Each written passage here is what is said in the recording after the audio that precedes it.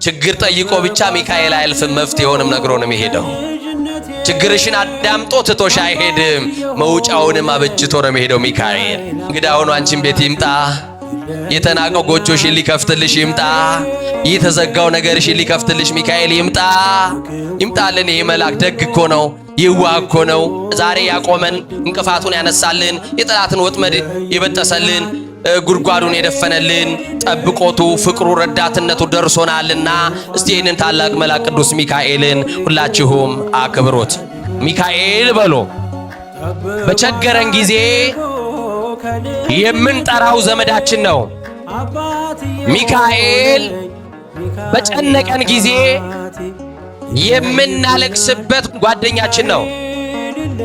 ሚካኤል በሉ ባለቀስን ጊዜ የሚያባብለን ወዳጃችን ነው። ሚካኤል በሉ ሚስጥር የሚካፈልልን ወገናችን ነው። አልጋ ነጠፈልን አስታማሚያችን ነው። ስንወድቅ ያነሳን ነው በሉ። ከእስራት የፈታን ነው በሉ። ጥንት ጠላታችን ዲያብሎስን ረግጦ ቀጥቅጦ ያስገዛልን ሚካኤል ነው። ደስ ይበላችሁ። ሰናይ ለሰብ ወታዛዚ ለሕዝብ ሚካኤል በቸገረን ጊዜ የምንጠራው ዘመዳችን ነው። እግዚአብሔር ከኛ ጋር ነው በሉ። እግዚአብሔር ከናንተ ጋር ከሆነ ጠላት ያስፈራችኋል ወይ? እግዚአብሔር ከናንተ ጋር ከሆነ ማጣት ያስፈራችኋል ወይ? እግዚአብሔር ከናንተ ጋር ከሆነ ጨለማ ያስፈራችኋል ወይ? የትኛውም ድቅድቅ ጨለማ እግዚአብሔር ከኛ ጋር ከሆነ እናልፈዋለን። እስቲ እናልፈዋለን በሉ። ምን እንለዋለን? የሚያሳልፍልን ማ ስለሆነ እንደው ከትከሻችሁ ላይ አልወርድም ብሎ የተጣበቃችሁን ችግር ሚካኤል ያርግፍላችሁ። መድኃኔ ዓለም ከትከሻችሁ ላይ ያለውን ነገር ሁሉ መከራውን ሁሉ ያወርድላችሁ። ይሄ ግን አልወርድም። አትወርድም ልጄ? አዎ አልወርድም። እንግዲያውስ እስከምችለው እሸከምሃለሁ አለ።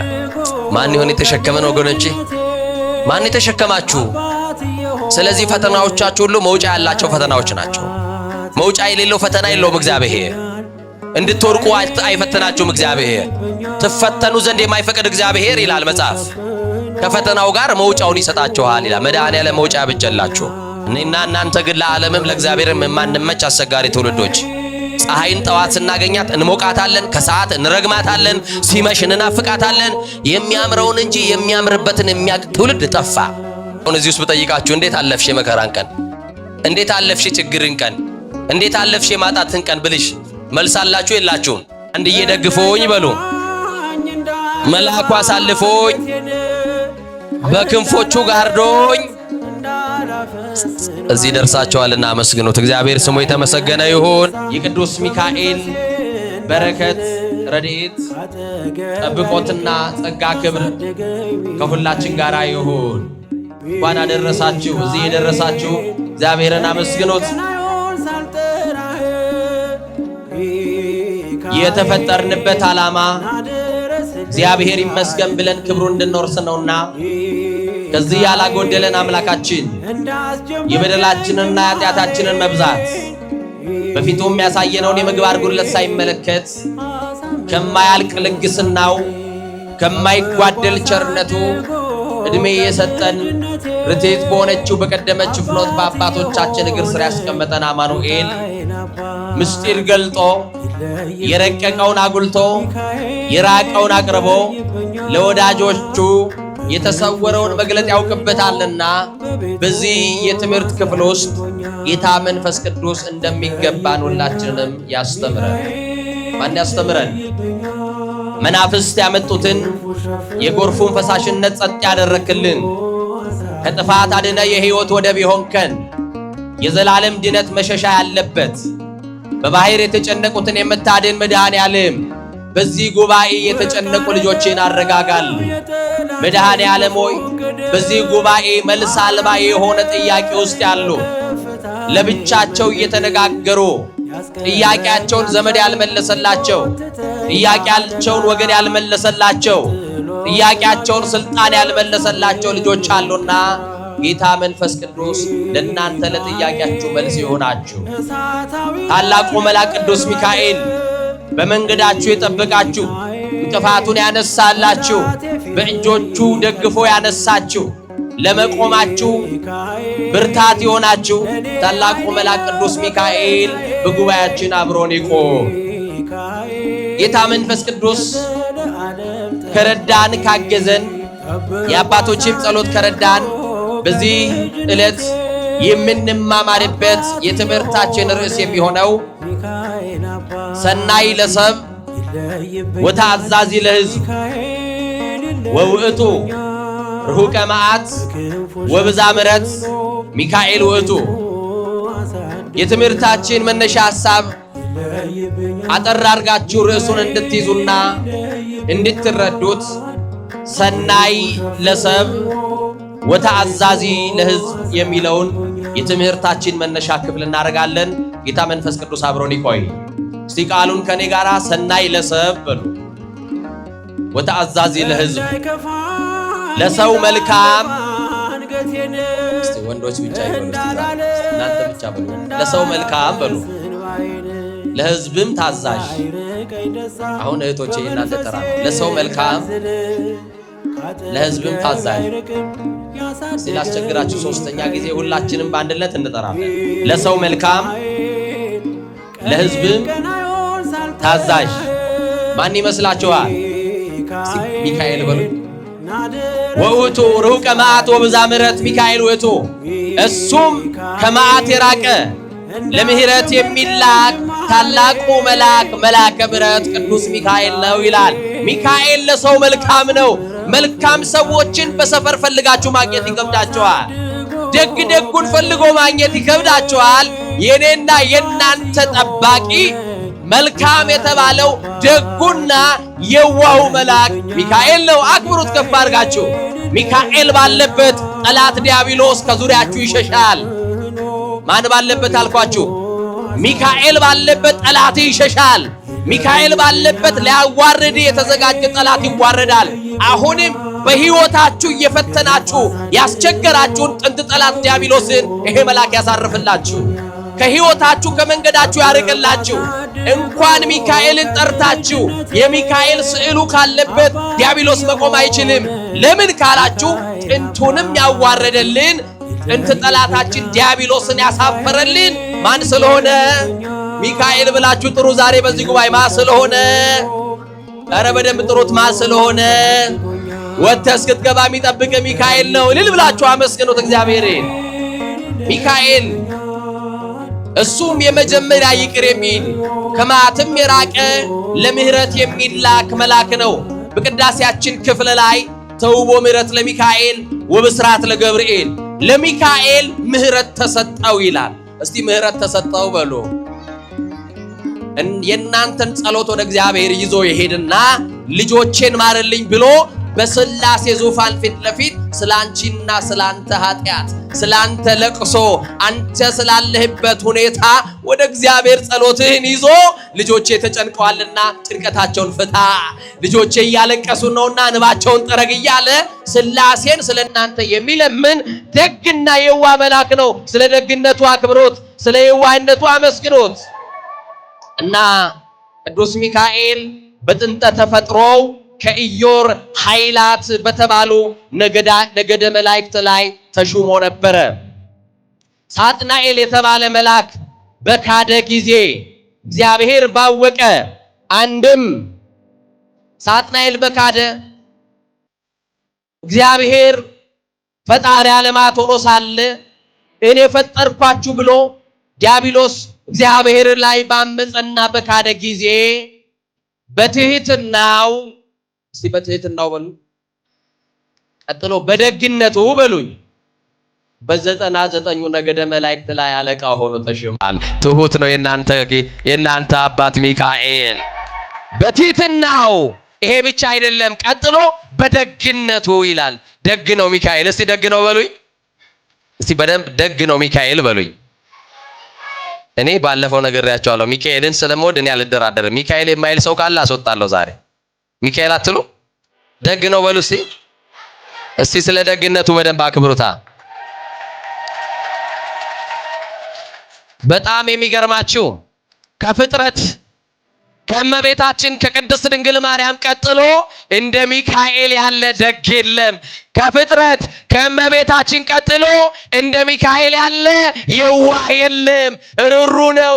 ልክ እንደ ሴት ልጅ የሚራራ መልአክ ነው። ይኸው ይገርማችኋል። ሊቁ አባ ጊዮርጊስ ዘጋስጫ ደግነቱን ሲመሰክርለት እንደዚህ አላት። የድንግል ማርያምን ደግነት እስቲ ድንግል ማርያም ደግ ናት በሉኝ። ደግ አይደለች የኛ እናት? የኛ እመቤት ደግ አይደለች ወይ?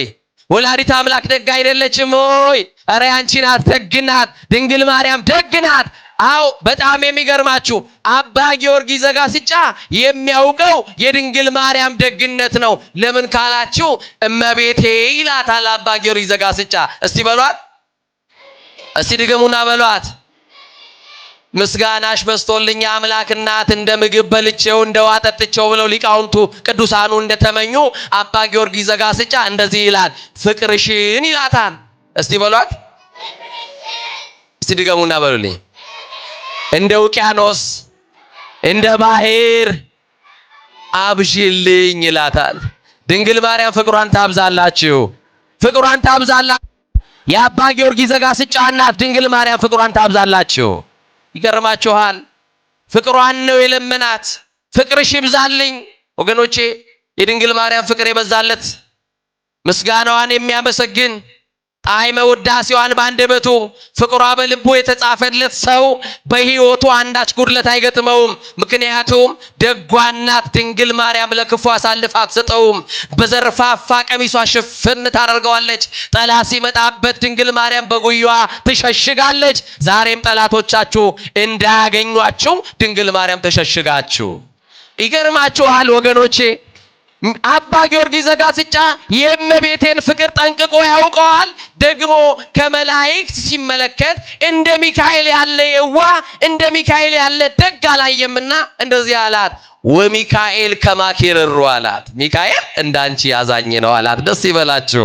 እንደ ድንግል ማርያም ያለ አዛኝ ነው ሚካኤል። ከፍጥረት ቀጥሎ በማማለድ ከማቀጥሎ በማርያም ከፍጥረት ቀጥሎ በሉኝ፣ ከመላእክት ቀጥሎ በቃ ከፍጥረት አሁን መትሕተ ፈጣሪ መልዕልተ ፍጡራ የምንላት ከፈጣሪ በታች ከፍጡራን በላይ ማናት? እመቤታችን ድንግል ማርያም ናት። ከእመቤታችን ቀጥሎ ካሉ ፍጥረት ግን ሚካኤል የዋህ ነው። ሚካኤል ደግ ነው። ሚካኤል አዛኝ ነው። አያችሁ እና ከፍጥረት መካከል ከእመቤታችን ቀጥሎ እንደ ሚካኤል ያለ ርሩ የለም። ወሚካኤል ከማኪ ርሩ ያላት ለዚህ ነው። በምልጃው በረዳትነቱ የታወቀ መልአክ ነው። አሁንም ሚካኤል በምልጃውና በረዳትነቱ ይድረስላችሁ። ለዚህ ነው መጽሐፍ እንደዚህ ይለዋል፣ መልአከ መክሩ ለልዑል ይለዋል፣ ወስሙ መስተሳይልም ይለዋል።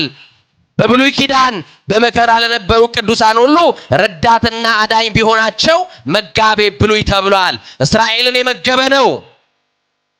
የእስራኤል መጋቤ የሆነ ሚካኤል መጋቤ ብሉይ ተብሏል። በኦሪት ዘፍጥረት ምዕራፍ 48 ቁጥር 16 ላይ ያዕቆብ ዮሴፍን በባረከበት አንቀጽ ላይ እንደዚህ ብሎ ይገልጠዋል። ይህንን መልአክ ከክፉ ነገር ሁሉ ያዳነኝ መልአክ ይለዋል። እናንተም ዛሬ በሉ ከክፉ በሉ ነገር ሁሉ ያዳነኝ መልአክ። አሁንም ከክፉ ነገር ይሄ መልአክ ያድናችሁ። እስከ ዛሬ ክፉ ነገር እንዳያገኛችሁ የጠበቃችሁ ነገም በመንገዳችሁ የሚቀመጠውን እንቅፋት ሚካኤል ያነሳላችሁ። ደስ የሚለው ይሄ መልአክ ከእመቤታችን ጋር ልዩ ፍቅር አለው። ከእናቷ ማኅፀን ጀምሮ አምሯት የነበረ ይጠብቃት የነበረ ያጽናናት የነበረ ያገለግላት የነበረ መልአክ ነው ቅዱስ ሚካኤል።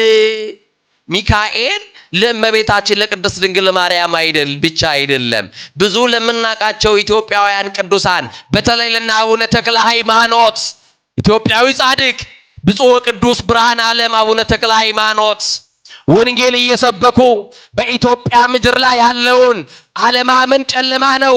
ጣዖት ጨለማ ነው። ዘረኝነት ጨለማ ነው። ጎሰኝነት ጨለማ ነው። ጎጠኝነት ጨለማ ነው። መንገርተኝነት ጨለማ ነው። ይሄ ሁሉ ጨለማ በኢትዮጵያ ያለውን ጨለማ ለማራቅ የእግዚአብሔርን ቅዱስ ወንጌል እየሰበኩ የማያምኑ ሰዎች በክፋት ቢነሱበት ተክለ ሃይማኖትን በንብ ቀፎ አድርገው ወደ ገደል ቢጨምሩት ተክልዬን ከገደል ውስጥ ቀድሞ ከንብ ቀፎ ውስጥ ያወጣው መልአክ ሚካኤል ነው። የተክልዬም አባት ነው። የተክለ ሃይማኖትም ረዳት ነው ሚካኤል። ያንቺ አባት ጠላት በየትኛውም አቅጣጫ መጥቶ ቴክኒክና ታክቲክ በሚባል በየትኛውም መንገድ ቢመጣባችሁ የሚታደግ መልአክ ሚካኤል ይባላል። እግዚአብሔር ከሁላችን ጋር ይሁን። በጣም የሚገርማችሁ ይሄ መልአክ ቅድም በመነሻው ላይ እንደነገርኳችሁ ሰናይ ለሰብ ወታዛዚ ለሕዝብ ወውእቱ ርሁቀ መዓት ወብዛ ምሕረት ሚካኤል ውእቱ ለሰው መልካም ለሕዝብም ታዛዥ ነው ብያችኋለሁ። ታዛዥነቱን እናያለን። በብሉይ ኪዳን ኢያሱ መስፍኑ ኢያሱን የረዳ መልአክ ነው። መስፍኑ ኢያሱን ያገዘ መልአክ ነው። ማን? አረ ሚካኤል በሉ። ዛሬ መልሰን እንዳንጣላ ባካችሁ ሚካኤል በሉ። ኢያሱን ረድቶታል በሉ። እኔንም ይረዳኛል በሉ። ሕዝበ እስራኤልን የመራ ሊቀ ነቢያት ሙሴ ሲያርፍ እግዚአብሔር እስራኤልን እንዲጠብቅ ከሙሴ ቀጥሎ ለእስራኤል መስፍኑ ኢያሱን አስነስቶላቸው ነበረ። በጣም የሚገርም ነው። እግዚአብሔር ለኢያሱ ሲነግረው ኢያሱ ይህንን ሕዝብ ለመምራት እንደ ሙሴ ብቃት የለኝም ብሎ ባለ ሰዓት እንዲህ ብሎ እግዚአብሔር ነገረው። ከሙሴ ጋር እንደሆንኩ ካንተም ጋር ሆናለሁ አለ። ከሙሴ ጋር የነበረው እግዚአብሔር ካንቺ ጋር ነው። ደስ ይበልሽ። ከሙሴ ጋር የነበረው እግዚአብሔር ከኢያሱ ጋር እንደሆነ ካንተም ጋር ነው። እግዚአብሔር ከኛ ጋር ነው በሉ። እግዚአብሔር ከእናንተ ጋር ከሆነ ጠላት ያስፈራችኋል ወይ? እግዚአብሔር ከእናንተ ጋር ከሆነ ማጣት ያስፈራችኋል ወይ? እግዚአብሔር ከእናንተ ጋር ከሆነ ጨለማ ያስፈራችኋል ወይ? የትኛውም ድቅድቅ ጨለማ እግዚአብሔር ከኛ ጋር ከሆነ እናልፈዋለን። እስቲ እናልፈዋለን በሉ። ምን እንለዋለን? የሚያሳልፍልን ማ ስለሆነ እና የሚገርማችሁ ከሙሴ ጋር እንደሆንኩ ካንተም ጋር እሆናለሁ፣ አልተውህም አልጥልህም አለው። ክብር ለስሙ ይሁን። የማይተው አባት የማይጥል ጌታ ነው እግዚአብሔር። ስለዚህ በዛ ሰዓት ጌልጌላ በተባለ ስፍራ ኢያሱ ቆሞ እያለ የተመዘዘ ሰይፍ ያዘ። ምን አይነት ሰይፍ ያዘ? ንገሩኝ እንጂ ምን አይነት ሰይፍ ያዘ? የተመዘዘ ሰይፍ በእጁ የያዘ መልኩ የልዑላንን መልክ የሚመስል ማንን የሚመስል? ማንን የሚመስል? የልዑላንን መልክ የሚመስል ባጠገቡ ቆሞ ሲመለከት ኢያሱ ፈራና እንደዚህ አለ፣ አንተ ከኛ ወገን ነህ ወይንስ ከጠላት ወገን ነህ ብሎ ጠየቀው ይላል። ከማን ወገን አለው? ንገሩኝ እንጂ። ይሄ ማለት ቅዱሳን አባቶቻችን መንፈስን ይመረምራሉ ማለት ነው። ምን ይመረምራሉ? እመቤታችን ቅድስት ድንግል ማርያም ገብርኤል ሊያበስራት ትጸንሲ ሲላት ምንድነው ያላት? ቀዳማዊት ሔዋንን በከንቱ ውዳሴ ከምትኖርበት ገነት በቁልምጫ ቃል ንግሥተ ሰማይ ወምድር ብሎ አታሎ ያስወጣት እኔንም ከቤተ መንግስት እንዲህ ባለ በሽንገላ ቃል ላይ ያስወጣኝ ይሆናል ብላ እውነተኛ መልአክ ከሆነ ቤተ መቅደስ ሄጄ ሰማዋለሁ ብላ ማይልት ቀዳ ትጸንስ ቢላት ያ መልአክ እውነተኛ መልአክ ስለነበረ ቤተ መቅደስ ውስጥ አገኛት። ይሄ መልአክ ዛሬ ያገኛችሁ እና መንፈስን ሁሉ ይመረምራሉና ምን አደረገ? ኢያሱ ከኛ ወገን ነው ወይስ ከጠላት ወገን አለው። ቅዱሳን መላእክት እንዳሉ ደግሞ ምን አይነት መላእክት አሉ? ንገሩኝ እንጂ። አቤት እርኩሳን መናፍስት ደግሞ አሉ። ስለዚህ ይሄንን ሁሉ ይመረምራሉና ከማን ወገን ነህ ብሎ ጠየቀው። ኢያሱ እንዲህ አለው፣ እኔ አለው። እስቲ በሉ በእግዚአብሔር ፊት የምቆም የሰራዊቱ አለቃ ነኝ አለው። የማን አለቃ? በማፊት የሚቆም በማፊት የሚቆም። ታዲያ የመላእክት የሰራዊት አለቃ የሆነው ስሙ ማን ይባላል? ክብር ለስሙ ይሁን። ሥርዓትን ላስተምር መጥቻለሁ። ከእግዚአብሔር የታዘዝኩኝ ላንተን ላገለግል ልረዳከ የተላኩ መልአክ እኔ ነኝ። የቆምክባት ቦታ የተቀደሰች ናትና ጫማህን አውጣ ብሎ መልአኩ ሥርዓት አስተምሮት ሄዷል። ይሄ ብቻ አይደለም። በዚህ በድርሳንም በቅዱስ ሚካኤል ድርሳን ላይ ሁለት ባልና ሚስቶችን እንደረዳቸው ይሄ ታሪክ በተለይም በትዳር ውስጥ ላላችሁ ይሄ መልአክ እንዴት ትዳራችሁ ውስጥ ያለውን ጨለማ እንደሚያርቅ በትዳራችሁ ውስጥ ያለውን መከራና ፈተናው እንዴት እንደሚያርቅላችሁ ደግሞ እንዴት እንደሚያግዛችሁ ትማሩበታላችሁ። ዱራታውስና ቴዎብስታ የሚባሉ ባልና ሚስቶች ነበሩ። እግዚአብሔርን ይፈራሉ። በስጋው ደሙ ታትመው የሚኖሩ ሁለት ባልና ሚስቶች ናቸው። ማንና ማን? ዱራታውስና በጣም ይገርማቸዋል። ስጋው ደሙን ይቀበላሉ። አብረው ወደ ቤተ ክርስቲያን መጥተው ስጋው ደሙን ይቀበላሉ። በንስሐ ሕይወት ይመላለሳሉ። ይሄ ብቻ አይደለም። ድርሳኑ ላይ የተመዘገበው በመድኃኔ ዓለም ስም ይዘክራሉ። ወር በገባ በ27 መድኃኔ ዓለምን የሚዘክር ሰው ያለው ክብር አይጸጋው እናቴ አይ ያለው ክብር የዓለሙን መድን የተሰቀለበትን ቀን አስታውሶ ድርሳነ ማያዊውን መልኩን እየደገመ ቀራንዮን እያሰበ ለኔ ብለ ደማ ለኔ ብለ ቆሰልክ እያለ የሚያለቅስ ሰው ያለው ክብር የተለየ ነው። ማንን የሚዘክር አልኳችሁ? ማንን አልኳችሁ? መድኃኔ ዓለምን። በሁለተኛ ደረጃ ደግሞ መድኃኔ ዓለምን ብቻ ሳይሆን ወር በገባ በ21 ደግሞ የኢየሱስን እናት ድንግል ማርያምን ይዘክራሉ። አዛኝቷንስ ያዘ ቀላል ክብር አለው እናቴ። መብርሃንን ያዘ ሰው ደግሞ ምን ይጎልበትና እና እመቤታችንንም ብቻ ዘክረው አይደለም የሚተውት። ወር በገባ በ12 ታላቁ መልአክ ቅዱስ ሚካኤልን ሰናይ ለሰው ታዛዥ ለሕዝብ የተባለውን ለሰው መልካም ለሕዝብም ታዛዥ የተባለውን መልአኩ ቅዱስ ሚካኤልን ይዘክራሉ። ማንን ይዘክራሉ? አቤት አቤት ሚካኤልን ይዘክራሉ። እንዲህ አይነት መልጎ ነገር እያደረጉ ሀብትና ንብረታቸው ሁሉ ከቤታቸው አለቀ። ይሄው ሰማችሁኝ ነው አይደለ? ይሄው አንቺ ያሹ መድኃኔ ዓለምን ረዳሽ የሚልሽ ጠላት፣ ይሄው አንቺ ያገለገልሻት ድንግል ማርያም ምን አደረገችልሽ? ሀብት ንብረትሽ ይሄው እየተመናመነ ወደ ጉስቁልና እየወረርሽ ይሄው እየከሰርሽ ይሄውና እንዲህ አይነት የኑሮ ኪሳራ ውስጥ ገብተሽ ብሎ ጠላት ተስፋ ሊያስቆርጣችሁ በህይወታችሁ ውስጥ ሌላ አጀንዳ ይከፍትባችሁ ይሆናል። እኔና እናንተ መድኃኔ ዓለም ጋር የመጣ ነው ገንዘብ እንድናገኝ ቁሳዊ ነገር እንዲሳካልን የዚህ ዓለም የምድር ብልጽግናን ፈልገን አልመጣንም። የሰማችሁኝ ነው? እኛ ዛሬ የተሰበሰብነው ስለ ነፍሳችን ድነት ብቻ ነው።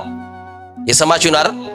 ተጨማሪውንም ለመጠየቅ አልመጣንም። ምክንያቱም አስቀድማችሁ መንግስቱና ጽድቁን ጠይቁ ሌላው ይጨመርላችኋል። እኛ ተጨማሪ አንጠይቅ፣ መጀመሪያ መንግስትና ጽድቁን ነው የምንጠይቀው። እዚህ መተን የምንለምነው ልመና ማረን ነው። መጀመሪያ እኛ ከእግዚአብሔር ምሕረት ብቻ ነው የምንፈልገው አይደለም እንዴ? እና ሀብትና ንብረታቸው አለቀ። ደግሞ እግዚአብሔርን የያዘ ሰው ይፈተናል። ወገኖቼ በፈተና ውስጥ ያላችሁ ለማለፍ ተፈተኑ። አንድ ሰው በትምህርት ገበታ ላይ ያለ ሰው ተምሮ መጨረሻ ላይ ምን ይላል? ንገሩኝ እንጂ አልተማራችሁም እንዴ? ምን ይላል? ይመረቃል ሳይሆን ይፈተናል አይደል? ተፈትኖ ምን ሲል ነው የሚመረቀው? ንገሩኝ እንጂ። አሁን አንድ ሰው ወድቃለሁ ብሎ ይፈተናል ወይንስ ለማለፍ ነው የሚፈተነው? ስለዚህ ፈተናዎቻችሁ ሁሉ መውጫ ያላቸው ፈተናዎች ናቸው። መውጫ የሌለው ፈተና የለውም እግዚአብሔር። እንድትወድቁ አይፈተናችሁም እግዚአብሔር። ትፈተኑ ዘንድ የማይፈቅድ እግዚአብሔር ይላል መጽሐፍ።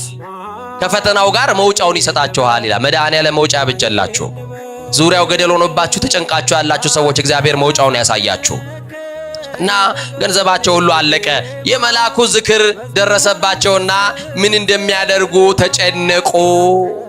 አሁን እንደው እግዚአብሔር ሀብት ንብረት ቢሰጣችሁ እንደው እግዚአብሔር ሀብታም ቢያደርገኝ እኮ ነው ቤተ ክርስቲያን ሰራለሁ የሚል ሰው አይጠፋም አይደል? እኔ እግዚአብሔር ሀብታም ቢያደርገኝ አረጋውያንን ሰብስቤ ሕፃናትን ወላጅ የሌላቸውን እንዲያረጋለው ብሎ የሚያስብ ሰው አለ። ጥሩ ነው በጎ ማሰቡ። ግን ሀብቱ ቢሰጠን ገንዘቡ ቢመጣ ግን እናረግበታለን ወይ? ጥያቄው ነው። እናረግበታለን? እግዚአብሔር ግን የሚሰጠን አቅማችንን አይቶ ነው። ምናችንን አይቶ አቅማችንን አይቶ ነው የሚሰጠን። እና ዝክሩ ከሚቀርብን የሆነ ነገር ፈጥረን የቅዱስ ሚካኤልን ዝክር መዘከር አለብን ብለው አሰቡ፣ ተማከሩ። ከዛ በኋላ እንደዚህ አለ። የክብር ልብስ ነበራቸው። የምን ልብስ? የምን ልብስ? የክብር ልብሳችንን እንሽጠው ተባባሉ። ምን እንበለው? በቃ እንሽጠውና ከሚካኤል በላይ ሌላ ክብር የለንም። ሚካኤል የሚሰጠን ክብር ይበልጣል። ቤት ውስጥ የተቀመጠው ልብስ ብል የሚበላው ነው። የሚቀደድ የሚያረጅ ልብስ ነው። ምንም እንኳን የክብር ልብሳችን ቢሆን ከሚካኤል አይበልጥምና ሚካኤል ይተካልናል፣ ሚካኤል የበለጠውን ይሰጠናል ብለው የክብር ልብሳቸውን ምን አሉ? ምን አሉ? በቃ ሊሸጡ ተነጋገሩና ገበያ ሄዱ። ገበያ ሲሄዱ ከመሸጣቸው ቀድሞ ገዢ መሰለና ሰናይ ለሰብ ወታዛዚ ለሕዝብ ለሰው መልካም ለሕዝብም ታዛዥ የሆነው መልአክ ከፊት ለፊታቸው መጣ። ማን መጣ? ሚካኤል በሉኝ እንጂ። አገረ ገዢ መስሎ አለቃ መስሎ ወዴት ትሄዳለህ ካለው ችግሩን ጠየቀው። ችግር ጠይቆ ብቻ ሚካኤል አያልፍም፣ መፍትሄውንም ነግሮ ነው የሚሄደው። ችግርሽን አዳምጦ ትቶሽ አይሄድም፣ መውጫውንም አበጅቶ ነው የሚሄደው ሚካኤል። ምንድነው ሲለው የምወደው መልአክ ሚካኤል ዝክሩ ደርሶብኛል፣ በቤት ደግሞ ገንዘብ የለንም፣ ሀብታችን አልቋል። የክብር ልብሳችን ልንሸጥ ከባለቤቴ ጋር ተነጋግረን ተስማምተን ይሄን የክብር ልብስ ሸጬ ለበዓሉ ዝክር መዘከሪያ ልገዛ እየሄድኩ ነው አለው። ሚካኤል መሆኑን ሳይገልጥለት እንዲህ አለው፣ እኔ እዋሳለሁና አለው። እስቲ በሉ ይሄ መልአኩ አስጠበቃ ይሆናችሁ። እኔ እዋሳለሁና ለበዓል የሚያስፈልግን አሰናዳ። ምን በል? ለበዓል የሚያስፈልግን አሰናዳ። እኔ ችግር ያለውን ነገር ሁሉ አስቀምጥልሃለሁ፣ ግን አለው በቤትህ እመጣለሁ። በምን እመጣለሁ?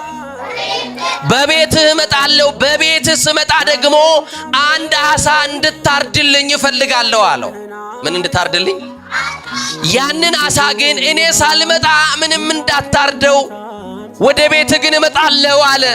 ዛሬ በቤታችሁ እንዲመጣ ትፈልጋላችሁ? ይሄ መልአክ እንፈልጋለን የምትሉ ከፍ አድርጋችሁ እጃችሁን አሳዩኝ። በቤታችሁ እንዲመጣ ትፈልጋላችሁ? ሚካኤል በቤታችሁ ይምጣ። ይኸውላችሁ ሲመጣ ከናንተ ጋር ማዕድ ሊበላ ይመጣል። እየሰማችሁን አይደል? ይምጣ፣ ይሄ መልአክ ይምጣ የምትሉ በደንብ አመስግኑት። እና እኔ ሳልመጣ ዓሣውን አትረደው አለው። ከዛ ወደ ቤት ሲሄድ ሚካኤል እንደሆነ አያውቅም። የአገረ ገዢ ዋሳለሁ ብሎታል፣ ገንዘብ ሰጣለሁ ብሎታል። ግን ከዛ ቀድመ በቤት ስለምመጣ ዓሣ አርደ ብሎታል። ዓሣ ከየት ነው የሚገኘው? ንገሩኝ እንጂ። ከባህር ሄዶ አንድ ዓሣ አመጣና አጥምዶ ማን ይመጣል ብሎ ጠበቀ? ሚካኤል መሆኑንም አላወቀም። የሆነ አገረ ገዢ ይመጣል፣ እንግዳ በቤቴ ይመጣል ብሎ ጠበቀ። ዛሬ እሱ ቤት የሚገባው እንግዳ ግን ማን ነበረ? እንግዳ ሆኖ አንቺን ቤት ይምጣ። የተናቀው ጎጆሽን ሊከፍትልሽ ይምጣ። የተዘጋው ነገርሽን ሊከፍትልሽ ሚካኤል ይምጣ። ይምጣልን። ይሄ መልአክ ደግ እኮ ነው፣ ይዋህ እኮ ነው። እና ሄደና ዓሣውን አመጣ፣ አዘጋጀ። ሚካኤል ወደ ቤቱ መጣ። እንደዚህ አለው፣ እስቲ ዓሣው ያዘጋጀህልኝ አለው። ይሄውና ሳልመጣ አትረደው ብለኸኝል፣ አንተን እየጠበቅኩ ቆይቻለሁ ሲለው ሆዱን ቅደደው አለው። ምን በለው? ንገሩኝ እንጂ።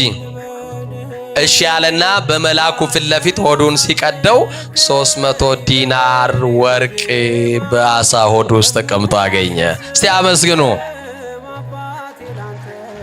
ከዛ መልአኩ እንደዚህ አለው፣ የሰማችሁኝ ነው? መልአኩ ቅዱስ ሚካኤል እንዲህ አለው፣ ይሄንን የሰማችሁኝ አይደል? ለመታሰቢያ ለበዓሉ መታሰቢያ የምትፈልገውን ነገር ሁሉ አድርግ አለውና በመጨረሻ ማንነቱን ገለጠለትና ትዳሩን ባርኮለት ምጽዋቱን ጸሎቱን አሳርጎለት ወደ ሰማይ ሄዷል። ይህ መልአክ አክብሩት እስቲ። ናና ሚካኤል ናና ተብሎ ሲዘመር ለምን ይናደዳሉ? ሚካኤል ወደ ሁላችን ይምጣልን። ምእመናን አመስግኑት ቅዱስ ሚካኤል። ይህችን ሀገርማ ትምራት እስከ መቼ ነው ይበል። በእውነት ይሰማዋል እግዚአብሔር አይሰማው? ሰይጣን ክፉ ሆኖ ለምኖ ከተሰማ ሚካኤል ደግ ሆኖ ለምኖ እንዴት አይሰማም? እግዚአብሔር ሰይጣንን አልፈጠረው። ሰይጣንን የፈጠረው እግዚአብሔር አይደለም። እግዚአብሔር የፈጠረው ሳጥናኤልን ነው። ሳጥናኤል ሰማልያል የሚባል ቅዱስ መልአክ ነው የፈጠረው። ራሱን ወደ ሰይጣንነት ወደ ዲያብሎስነት የቀየረው ማን ነው? ራሱ ነው። እነሱ ተንቀጥቅጠው የሚያመሰግኑት አምላክን ፊቱን ማየት አይገባንም የሚሉት አምላክ ፊቱ ላይ ምራቅ ሲተፋበት ተመልክተዋል። ፊቱን በጥፊ ሲመታ ተመልክተዋል። ተንቀጠቀጡ። እንደዚህ አይነት ፈጣን ጠባቂዎች ስለሰጠን ስሙ የተመሰገነ ይሁን። የእግዚአብሔር መልአክ በሉ እስኪ በሚፈሩት ሰዎች ዙሪያ ይሰፍራል። ምን ይላቸዋል? እኔ ኃጢአተኛው እዚህ ጋር ቆሜ የምናገረውን ንግግር እዚህ ያላችሁ ትሰማላችሁ? አሰሙ። እዚህ የሌሉ ሰዎች እንዲሰሙ ማድረግ ይቻላል አይቻል? በምን? እዚህ ፊት ለፊት ያሉት መቅረጫ ካሜራዎች፣ ስልኮች ቀርጸው ዓለም ሁሉ እንዲሰማ ማድረግ ይችላሉ አይችሉም? ሰው የሰራው ካሜራ ዓለምን መድረስ ከቻለ እግዚአብሔር የሰራው ሚካኤል ዓለምን መድረስ ይችላል አይችልም? እንዴት ያለ አስተሳሰብ ነው! እንዴት መናናቅ ነው ከእግዚአብሔር ጋር! እኛ የሰራነው ቆርቆሮ እንኳን ዓለም ይደርሳል። ቅዱስ ሚካኤል ዓለምን ደርሶ መርዳት አይችልም ብሎ ማሰብ እንዴት ያለ ነገር! የእግዚአብሔር መልአክ በሚፈሩት ሰዎች ዙሪያ ይሰፍራል። ምን ይላቸዋል አለ? ያድናቸዋል። የማን መልአክ? ምዕመናን እኛ ሚካኤልን፣ ገብርኤልን፣ መላእክትን በአጠቃላይ እናከብራቸዋለን። የምናከብራቸው ግን መላእክት ስለሆኑ አይደለም። የማን መላእክት ስለሆኑ ነው? አዎ ሚካኤልን፣ ገብርኤልን፣ ኡራኤልን ሌሎቹም መላእክት ሁሉ በተፈጥሯቸው መላእክት ስለሆኑ አይደለም የምናከብራቸው። የማን መላእክት በመሆናቸው ነው። መላእክት ሆነው የእግዚአብሔር ያልሆኑ አሉ የሉም? ሰይጣንና ሰራዊቱ በተፈጥሯቸው ምንድን ናቸው? ናቸው አይደሉም? እናንተ ርጉማን ከኔ ወግዱ፣ ለሰይጣንና ለመላእክቱ ወደ ተዘጋጀ ወደ ዘላለም እሳት ሂዱ ይላል። ለሰይጣንና ለምኑ? በተፈጥሯቸው አጋንንትም መላእክት ናቸው። ከኔ ጋር ናችሁ? አሁን አንዳንድ ሰው ምን ነው እግዚአብሔር እንደው ሳይቸግረው ምን አለ እንደው ሰይጣንን ባይፈጥረው ኖሮ የሚል ሰው አለ ብላችሁ አታውቁ? እንደው እግዚአብሔር ሰይጣንን ምን ነው ባልፈጠረው። እኔ ዛሬ ልነግራችሁ ነው፣ እግዚአብሔር ሰይጣንን አልፈጠረው። ሰይጣንን የፈጠረው እግዚአብሔር አይደለም። እግዚአብሔር የፈጠረው ሳጥናኤልን ነው። ሳጥናኤል ሰማልያል የሚባል ቅዱስ መልአክ ነው የፈጠረው። ራሱን ወደ ሰይጣንነት ወደ ዲያብሎስነት የቀየረው ማን ነው? ራሱ ነው። እግዚአብሔር የፈጠረው ቅዱስ መልአክ ነው። ከተፈጠርክበት ቀን አንስቶ እስከ ወደቅክበት ጊዜ ድረስ በመንገድ ፍጹም ነበርክ ይላል ነቢየ እግዚአብሔር ሕዝቅኤል። ቅዱስ አድርጎ ነው የፈጠረው። በራሱ ተነሳሽነት ራሱን ያረከሰ የጣለ ያራቆተ ራሱ ዲያብሎስ ነው። ሰይጣን አድርጎ አልፈጠረውም። እግዚአብሔር ቅዱስ መልአክ አድርጎ ነው የፈጠረው። ስለዚህ መላእክት በተፈጥሯቸው ሁሉም መላእክት ናቸው። አጋንንትም የወደቁ ቢሆኑም በተፈጥሯቸው ምንድን ናቸው? ከኔ ጋር ናችሁ? አሁን አንዲት ሴት ልጅ ብትወልድ ልጇ አድጎ ሌባ ቢሆን ይቺ ሴት የወለደችው ልጅ ነው ወይስ ሌባ ነው? መልሱልኝ። እሷ የወለደችው ልጅ ነው። ሌባ የሆነው ማን ነው? ራሱ ነው። ስለዚህ እግዚአብሔር መልአክን የፈጠረው ከመልአክም ቅዱስ መልአክ ሊጋርድ የተቀባ ኪሩብ አሐዜ መንጦላይት የሰማዩን የብርሃን መጋረጃ የሚይዝ ቅሩበ መለኮት ለመለኮት የቀረበ ቅዱስ መልአክ ነው የፈጠረው። ራሱን ሩቅ ዱቅ ያደረገው ያራቆተው የጣለው ራሱ ዲያብሎስ ነው። ግን በተፈጥሮ መልአክ ነው። መልአክ ነው ብለን ግን አናከብረውም። ሰይጣን ስገዱልኝ ቢለን አክብሩኝ ቢለን ዓለምን ሰጣቸዋለሁ ቢለን አናከብረውም። ምክንያቱም መልአክ ቢሆንም የማን መልአክ አይደለም። ሚካኤልን ግን እናከብረዋለን። የማን መልአክ ስለሆነ? የእግዚአብሔር መልአክ። ገብርኤልን፣ ሁሉንም መላእክት በእውነት የምናከብራቸው በተፈጥሯቸው መላእክት ስለሆኑ አይደሉም። እንደውም አንዱ ባለቅኔ ምን አሉ መሰላችሁ? በቤተ ክርስቲያናችን አንድ ሊቅ ሲቀኙ ለመልአክ ይናከብሮ ለማስረጸ ክንፈ በመጠነ ነው ይቆሙ። መልአክን አሉ በቁመቱ ልክ ክንፉን ስለዘረጋ ክንፉን አይተን አናከብረውም። ለምን? ወፍና ትንኝም ምን አላቸው? ክንፍ አላቸዋል። ክንፍ ቢሆን የሚያስከብረው ወፉንም ትንኙንም እናከብረው ነበረ። ክንፉን አይተን መልአክን አናከብረውም። ወበሲበቱ ለሰቢና ከብሮ ቀዲሙ ሰውንም ደግሞ ሽበቱን አይተን አናከብረውም አሉ። ይህ እንኳን ባልጨርሰው ጥሩ ነው። ሰውን ሽበቱን አይተን አናከብረውም። ምክንያቱም እንጨትና ድንጋይም ሲቆዩ ምን ያወጣሉ? ይሄ ቢቀር ይሻላል አይደል? መላእክትን የምናከብራቸው በክንፋቸው አይደለም፣ መልአክ በመሆናቸው አይደለም። የማን መላእክት ስለሆኑ ነው? የእግዚአብሔር መላእክት ስለሆኑ